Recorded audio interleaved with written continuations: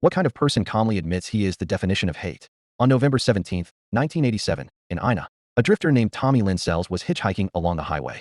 A 29-year-old father, Keith Dardine, stopped and offered him a ride. It was an ordinary act of kindness. Keith later invited the stranger to dinner at his home, where his pregnant wife and young son were waiting. That decision ended in horror. Inside the quiet family home, Sells murdered Keith and then killed his wife and child. The crime scene shocked investigators with its brutality. In a small rural town, fear spread quickly. People locked their doors earlier. Neighbors looked at strangers differently. Yet despite the severity of the crime, the killer disappeared back onto the highways, blending into truck stops and back roads across America. For years, he drifted from state to state. His violence continued, but his name remained largely unknown to the public. Then, on December 30th, 1999, in Del Rio, he attacked again. 13-year-old Kayleen Harris was killed while sleeping in her bedroom during a holiday visit. Her friend, Crystal Searles, only 10 years old, was severely injured and left for dead.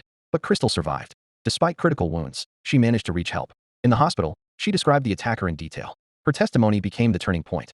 Police traced the clues back to Sells. When officers confronted him, he reportedly said he was relieved to be caught. Sells was later convicted and sentenced to death in Texas. His crimes forced law enforcement to re-examine unsolved cases across multiple states. Families who had waited years for answers finally learned the truth. This story raises a difficult question.